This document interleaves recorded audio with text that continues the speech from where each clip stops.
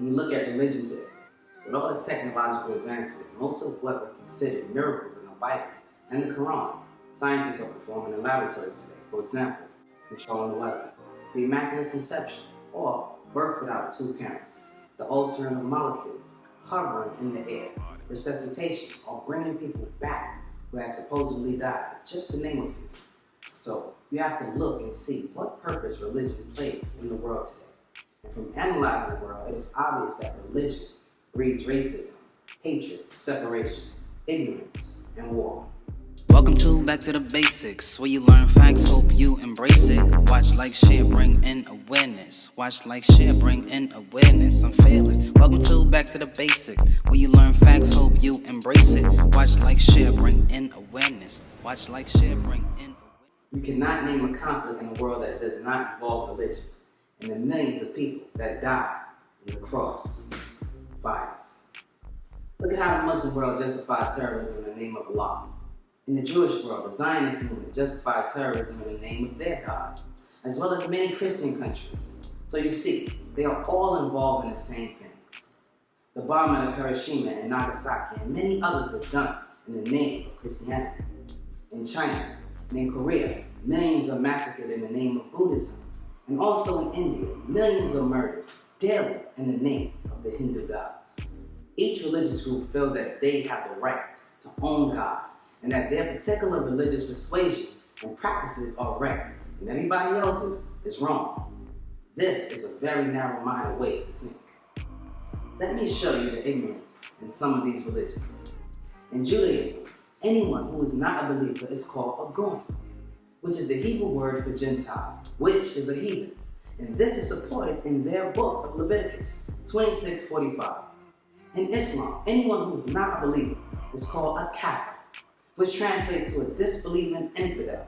And this is supported in their Quran, chapter 234 and chapter 109. The fact that their religious books condone this type of behavior makes those who subscribe feel justified in treating other people bad who are not of the same faith. In the New Testament of the Bible, it's a little wild when the supposed Prince of Peace, also known as Jesus, the Lord and Savior, refers to a woman as a dog. In Genesis 15:26, and I quote, "But he answered and said, it is not meet to take the children's bread and to cast it to dogs." Now, I know there's going to be religious people that says, well, he doesn't mean that.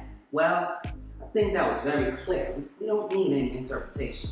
In Islam, it's the same type of ignorance. Quran 560 and 265 in part states, they said to them, "Be ye kirara," which means apes, disposed and rejected. So you see, Allah turns people into apes. And khanzir, which is swine, because they were not of the same religion. I think it is very sad when religious people will accept a God that reduces himself to calling people names, don't you?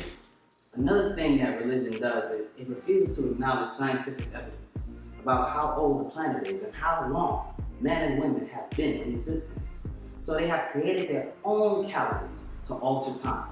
The Muslims have their own calendar. The Jews have their own calendar. And the Christians have their own calendar, which is our modern calendar of Pope Gregory XIII, known as the Gregorian calendar. Whether you know it or not, if you are a Christian, by whatever sect, be it Jehovah's Witness, Seventh-day Adventist, Baptist, or even the Nation of Islam, which is a form of Christianity, believe it or not, you stopped functioning 2,000 years ago.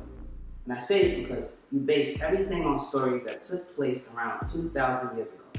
You claim that's when God came, and then you go on and claim that he's coming back. Now, it is impossible to progress with a 2,000-year-old religion. And if you think your pastor, rabbis, and imams don't know this, then you're fooling yourself. For they are a part of keeping you under the spell of religion for their own financial gain. Now, the Christians are not the only ones stuck in a time zone. So are the Israelites, Jews, Hebrews, and the Muslims, by whatever sect, are caught in a time zone. The Muslims are caught in a 1,400-year time zone, missing reality, ignoring advancement as well as developments, pretending that they don't see all of these scientific discoveries and archaeological findings which predates their religions. And Judaism is a 6,000-year time zone where people are locked into.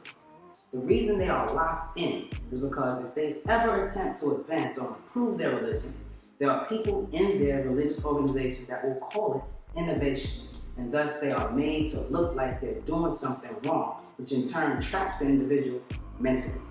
And know that wherever the mind goes, the body will follow. So in conclusion, it's not fair that children being born to these religious fanatics. It just messes up their lives and make things difficult for them by cutting them off from reality and depriving them of a normal childhood that is based on facts. Religion is an escape from reality, keeping you aspiring for an unconfirmed place called heaven, which is intangible, and there's no guarantee that you are going there. And what is even more heartbreaking is that you have to die to even know if it's true. So come and get your answers while you're still living here on Back to the Basics. I'm Kev Frey. Like, share, and subscribe. Until next time. Facts we stated, you wanna know something, go back to basics. Most saw a trap and was called the Matrix. The world frivolized, yet it's hard to face it. So I spread truth, hope you embrace it. Watch, like, share, bring in awareness.